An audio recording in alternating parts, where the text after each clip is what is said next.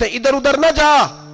یاد رکھ بغیر مصطفیٰ کے تیرا کوئی کام نہیں چل سکتا. بغیر نبی پاک کے تیری زندگی گزر سکتی سوال ہی نہیں پیدا ہوتا. یہ وسیلہ ضائع نہ کر بیٹھنا, ایسے کسی کی بات میں نہ آ جانا.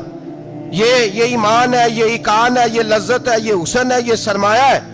کسی جگہ اس میں کوتاہی نہ کر لینا, ایک ذرہ برابر تیرے دل میں نقص نہ واقع ہو جائے. یاد رکھنا نیک اعمال بھی وسیلہ ہے.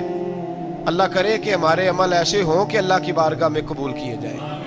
اللہ کرے کہ ہمارے عمل ایسے اعمال کا وسیلہ دینا 100% جائز ہے, اس میں کوئی گنجائش نہیں. حدیث پاک سنیے, میرے رسول پاک سید عالم صلی اللہ علیہ وسلم نے فرمایا بنی اسرائیل کے 3 لوگ تھے, نیک آدمی تھے. سفر پہ جا رہے تھے تو بارش تیز آ گئی. صحیح بخاری کی حدیث ہے. تیز بارش آئی, ایک غار میں پناہ لی بارش سے بچنے کے لیے. اچانک طوفان آیا تو ایک پتھر لڑک کر غار کے منہ کے آگے گر گیا. اندھیرا چھا گیا اندر, اندھیرا, طوفان ہے, پریشانی ہے. میرے حبیب پاک علیہ السلام فرماتے جب اندھیرا دم گھٹنے لگا, اندھیرا ہونے لگا, پریشان ہونے لگے, ایک بولا, کہنے لگا اگر زندگی میں کوئی نیک کام کیا ہے تو اس کو یاد کر کے دعا مانگو. اللہ کرے ہم سے کوئی نیک کام ہو جائے. جو ہوتے ہیں اس میں بھی ریاکاری ہوتی ہے, اس میں بھی ملاوٹ ہوتی ہے. کوئی نیک کیا ہے تو دعا مانگ لو. ایک نے ہاتھ اٹھائے اور دعا کیسے مانگی؟ اللہ اکبر. عرض کرنے لگا اے اللہ تو جانتا ہے میں نے بکریاں رکھی ہیں, میں دودھ دھو کے بیچتا ہوں, میرے بیٹے بھی ہیں, بیٹیاں بھی ہیں, اولاد بھی ہے, اور میرے پاس لوگ دودھ خریدنے بھی آیا کرتے تھے, پر اللہ میرے بوڑھے ماں باپ ہیں. میں نے اپنی زندگی کا طریقہ بنایا ہے جب تک ابا جی دودھ نہیں پئیں گے کسی کو نہیں ملے گا, جب تک میری بوڑھی ماں کے لبوں سے دودھ نہیں لگے گا کسی کو نہیں ملے گا. اے اللہ وہ رات بھی تو جانتا ہوگا جب میں دیر سے آیا, دودھ دھویا تو ماں باپ سو چکے تھے. عرش کے مالک تو بھولا نہیں کرتا, تو بھولنے سے پاک ہے. میرے رب میں دودھ کا پیالہ لے کے ساری رات کھڑا رہا ماں باپ کے سرانے, نہ میں نے دودھ بیچا نہ میں نے بچوں کو دیا. آدھی رات کے بعد ان کی آنکھ کھلی, انہوں نے دودھ پیا. اے اللہ میری اماں بھی مجھ سے بڑی راضی ہوئی, میرا باپ بھی بڑا راضی ہوا. مالک اگر وہ عمل واقعی تجھے قبول ہے تو اس مصیبت سے نجات دے دے. میرے نبی پاک علیہ السلام فرماتے اس نے یہ وسیلہ دے کے دعا مانگی تو اللہ نے پتھر سرکا دیا. پہلے روشنی نہیں آ رہی تھی, اب روشنی آنی شروع ہو گئی. پتہ چلا جو زندگی میں روشنی چاہتا ہے وہ ماں باپ کی نوکری کرے, جو زندگی میں روشنی چاہتا ہے وہ ماں باپ کی بلے شاہ تو آسمانی اڈدیاں پھڑنا ہے, اور جڑا گھر بیٹھا انہوں پھڑیا ہی نہیں.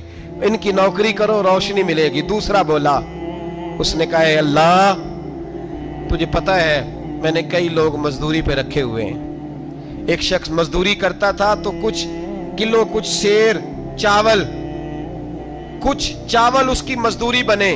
مثال دے کے سمجھاتا ہوں, 10,000 کے چاول اس کی مزدوری بن گئے. میں نے اس کو کہا مزدوری لے لے تو وہ ناراض ہو کے چلا گیا ناراض ہو کے. لیکن اے اللہ میں نے اس کا مال کھایا نہیں, میں نے مزدور کا حق رکھا نہیں. اے اللہ میں نے 10,000 علیحدہ کر دیا, وہ چاولوں کی قیمت میں نے علیحدہ کر دی.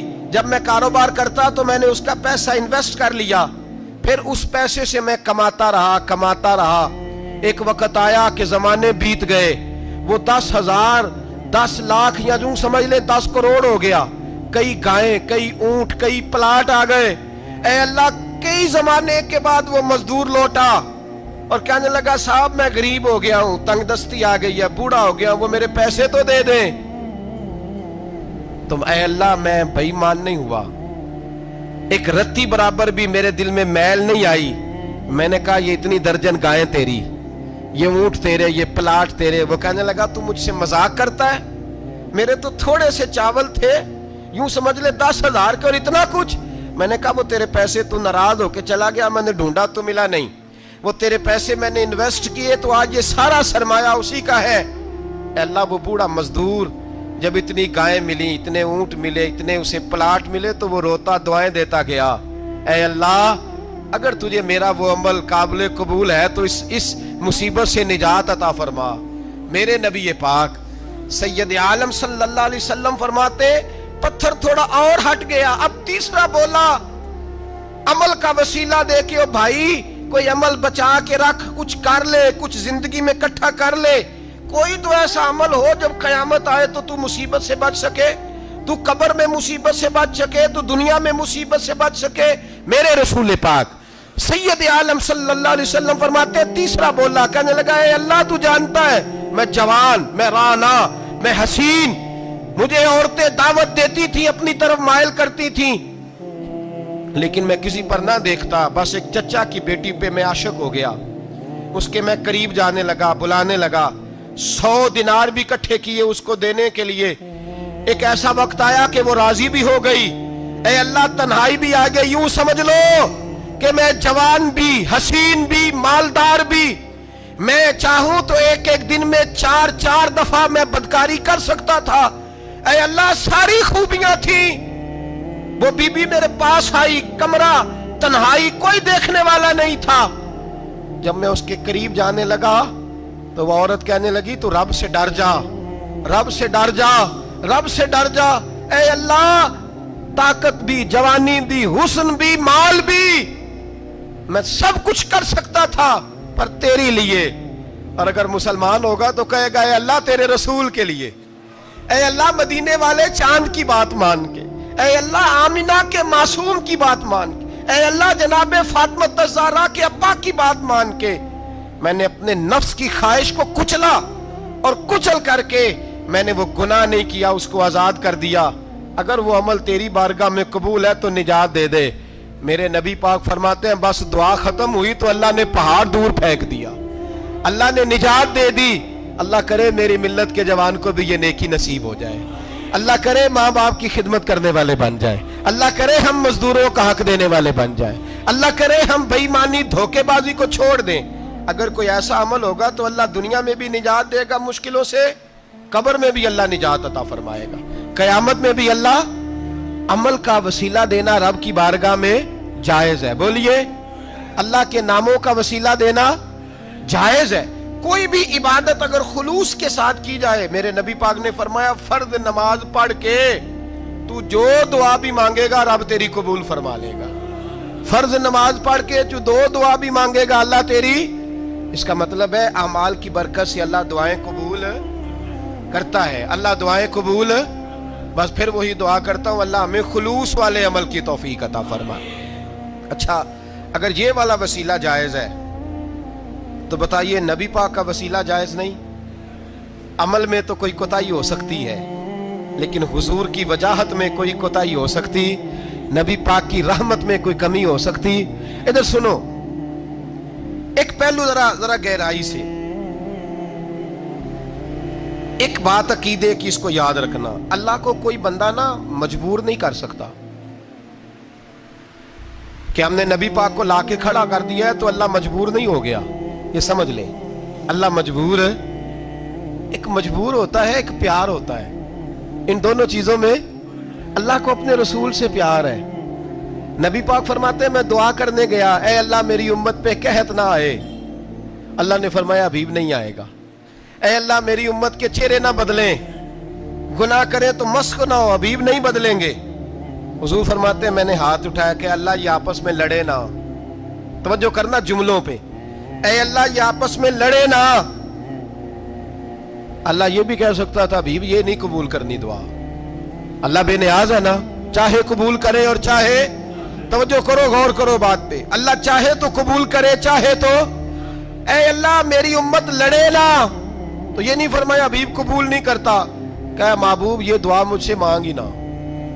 اے حبیب تو دعا مانگ, تو مانگے میں قبول نہ کروں, یہ ہو نہیں سکتا. اس طرح کر یہ دعا مجھ سے. نبی پاک نے منافقین کے لیے دعا کرنی چاہیے کہ اے اللہ, اے مولا تو مہربانی فرما, اے اللہ کرم فرما, منافقین کو بھی بخش دے. تو میرے رسول پاک علیہ السلام فرماتے ہیں رب کریم نے مجھے منع کیا, اے محبوب یہ والی دعا, یہ دعا ہی نہ مانگ. یہ دعا اللہ کو کوئی مجبور کر سکتا, لیکن اگر اللہ پیار کرے تو. بھائی دنیا داری کا چودھری صاحب کا, مولوی صاحب کا, پیر صاحب کا ایک عام مشہور مقولہ ہے, فلاں بندہ آ گیا تھا اس کو میں انکار نہیں کر سکتا تھا. کیوں جی؟ وہ بندوق لے کے آیا تھا, کر دینا تھا انکار. فلاں آدمی آ گیا تھا پھر میں اس کو انکار اور فلاں بندے کو ساتھ لے آیا تھا، اس کو انکار ہو سکتا؟ کیوں جی؟ دو باتیں ہوتی ہیں، یا پیار بڑا ہے یا عزت بڑی ہے، دو ہی باتیں ہیں، یا میں اس سے پیار بڑا کرتا ہوں یا میں اس کی۔ اللہ اپنے نبی سے پیار بھی بڑا کرتا ہے اور اپنے نبی کی عزت بھی بڑی فرماتا ہے۔ بس یہ سمجھ لے بات۔ وسیلے کا معنی یہ ہے کہ اللہ اپنے نبی سے پیار کرتا ہے، اپنے محبوب کو اللہ بڑی عزت عطا فرماتا ہے۔ نبی پاک سید عالم صلی اللہ علیہ وسلم کے وسیلے کا یہ حال تھا کہ صحابہ ہر کام کے لیے دروازے رسول پہ پہنچ جاتے تھے۔ پیاس لگی تو حضور کے پاس، بھوک لگی تو نبی پاک کے پاس، حضرت ابو ہریرہ کو حافظہ چاہیے تو نبی پاک کے پاس، کسی کو اولاد کی ضرورت ہے تو وہ رسول پاک کے پاس، کسی کو طاقت کی ضرورت ہے تو وہ بھی نبی پاک کے پاس۔ ہر آدمی جاتا تھا، انہیں پتا تھا دیتا خدا ہی ہے پر وسیلہ مصطفیٰ دیتا ہے صلی اللہ علیہ۔ اور حضور نے فرمایا انما انا قاسم، بخاری مسلم ہے، فرمایا میں تو بانٹنے والا ہوں، میں قاسم ہوں، میں قاسم ہوں، واللہ یؤتی، ہاں عطا کرنے والا اللہ ہے، میں قاسم ہوں اور دینے والا اللہ ہے۔ صحابہ ہمیشہ نبی پاک کے واسطے سے دعا مانگتے، انہیں پتا تھا اگر تیرے واسطے سے مانگوں تو کوئی دعا بے اثر نہ ٹھہرے۔ ترمذی شریف، ابن ماجہ، دیگر تمام کتب میں، امام احمد نے اپنی مسند میں نقل کیا، حضرت عثمان ابن حنیف کہتے ہیں میں نبی پاک کے پاس بیٹھا تھا تو ایک نابینا صحابی آئے، عرض کرنے لگے یا رسول اللہ صلی اللہ علیہ وسلم میں نابینا ہوں، میرے لیے دعا کریں اللہ مجھے آنکھیں عطا فرمائے، دعا کریں۔ اب حضور نے پتہ کیا کہا؟ نبی پاک نے فرمایا دو باتیں، یا تو صبر کر لے یا میں دعا کر دیتا ہوں۔ صبر کرے گا تو اللہ جنت دے گا، یا تو صبر کر لے یا میں۔ صحابی بڑے پیارے تھے، کہنے لگے یا رسول اللہ جنت تو اللہ اپنے فضل سے دے گا ہی، میں نے نہیں صبر کرنا، مجھے آنکھیں چاہیے، اور پھر یہاں آ کے صبر کروں، این خزانے کے پاس جا کے صبر کروں؟ حضور میں نہیں صبر کرتا، اب دعا کریں۔ نبی پاک نے دعا سکھائی، فرمایا دو نفل پڑھ جا کے اور دو نفل پڑھ کے میرے وسیلے سے دعا کر۔ کیا کر؟ اللہ سے کہہ کہ اللہ میں تیرے پاس تیرے رسول کا وسیلہ لے کے آیا ہوں، اور پھر کہنا یا محمد انی توجہت الیک، کہنا ہے محمد صلی اللہ علیہ وسلم میں آپ کے وسیلے سے اللہ کی بارگاہ میں حاضر ہوں، اور پھر اللہ سے کہنا کہ اے اللہ تو اپنے نبی کی سفارش میرے حق میں قبول فرما۔ کون سکھا رہا ہے؟ بولیے کس کو؟ بولیے۔ کہا جا میرے وسیلے سے جا کے دعا کر۔ حضرت عثمان کہتے ہیں وہ چلے گئے، دو نفل پڑھے، حضور کے وسیلے سے دعا مانگی۔ فرماتے ہیں وہ چلے گئے پر ہم کوئی نہیں گئے۔ آپ کیوں نہیں گئے؟ تو صحابہ کا نظریہ بتاتا ہے کہ وہ گئے اس لیے نہیں کہ ہم حضور کا معجزہ دیکھ کے ہی جائیں گے، کہتے ہم گئے نہیں۔ تھوڑی دیر گزری تو وہ صحابی جو اندھے گئے تھے جب واپس آئے ہیں تو اللہ نے انہیں آنکھیں عطا فرما دی۔ گئے تھے تو نابینا تھے، آئے تو بینا ہے۔ میرے نبی پاک صلی اللہ علیہ وسلم کا توسل، حضور کا وسیلہ خود حضور نے سکھایا ہے، خود نبی پاک نے، اور صحابہ کرام علیہم رضوان اس مزاج پر پورے عامل تھے، عامل تھے۔ حضرت عمر فاروق صحابہ میں ایک دانشور شخصیت کا نام ہے، علم کے لحاظ سے، عمل کے لحاظ سے، بصیرت کے لحاظ سے، تقوی کے لحاظ سے ایک بڑی انفرادی اور منفرد شخصیت ہے۔ حضرت عمر کے زمانے میں قحط پڑ گیا، بارش نہیں ہوتی، حالات بڑے دگرگوں ہیں، پریشانی ہے۔ لوگ سیدنا فاروق اعظم سے پوچھتے ہیں حضور اب کیا بنے گا؟ جو میں نے پہلے حدیث آپ کی خدمت میں عرض کی وہ ترمذی اور ابن ماجہ سے، اب جو حضرت عمر کی روایت عرض کر رہا ہوں یہ صحیح بخاری میں موجود ہے۔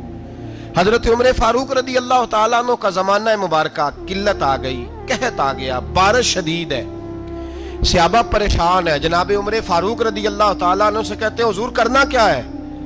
حضرت عمر پہلے تو خاموش رہے، پھر حضور کے چچا جناب عباس کو بلایا، کوئی بات نہیں کی، جناب عباس کا بازو پکڑا اور کھلے میدان میں لے گئے۔ حضرت عمر دعا کرتے ہیں اور پوری امت کو دعا کا طریقہ بتلاتے ہیں۔ حضرت عمر کہتے ہیں اگر قبول کرانی ہے تو یہ طریقہ اختیار کرو، اگر اللہ کی بارگاہ میں دعاؤں کو مستجاب کرانا ہے تو یہ رنگ ہے جو امت مسلمہ کو میں سکھا رہا ہوں۔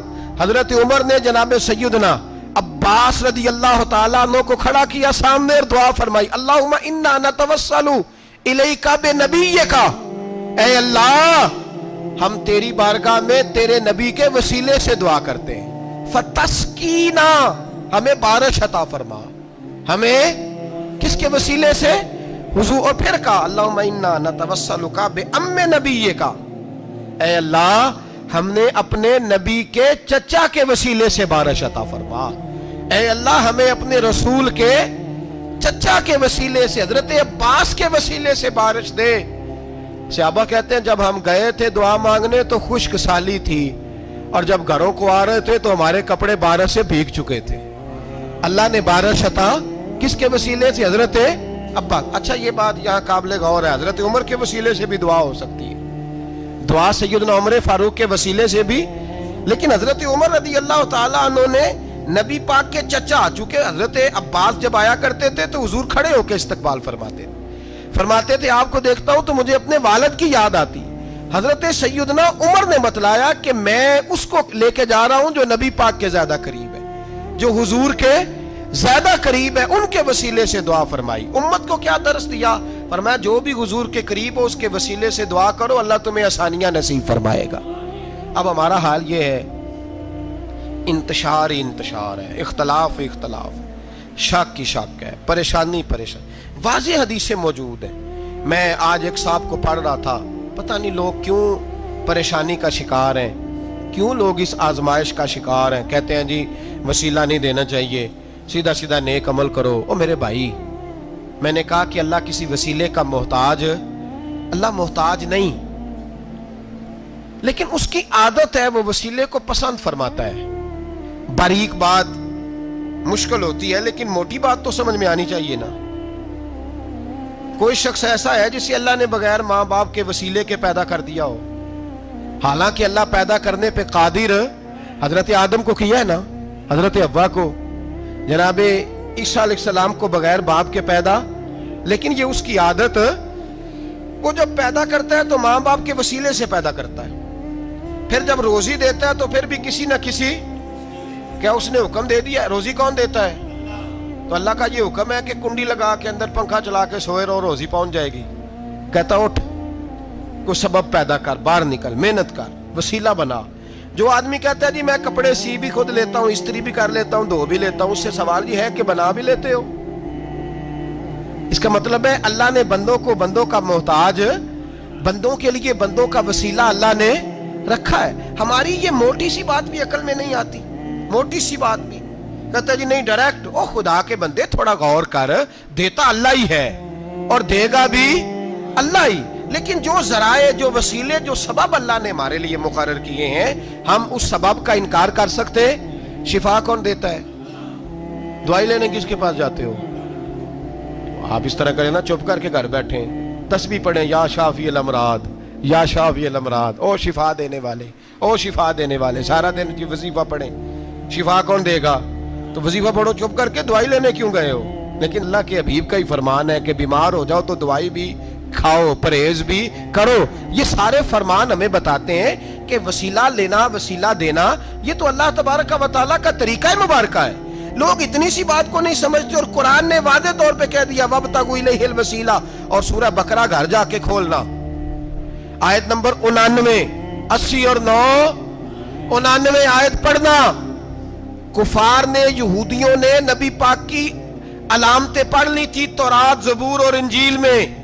اللہ کا قرآن کہتا ہے وَكَانُوا مِن قَبْلُ يَسْتَفْتِحُونَ عَلَى الَّذِينَ كَفَرُوا، فرمایا جب میرے نبی نہیں آئے تھے تو یہ یہودی میرے رسول کے وسیلے سے اللہ سے فتح مانگا کرتے تھے، اور جب یہ رسول کا وسیلہ دیتے تھے تو اللہ انہیں فتح عطا فرماتا تھا۔ امام حاکم نے مستدرک میں لکھا ہے، اور امام حاکم انہی شرطوں پر حدیثیں بیان کرتے ہیں جن شرطوں پر امام بخاری اور مسلم بیان کرتے ہیں۔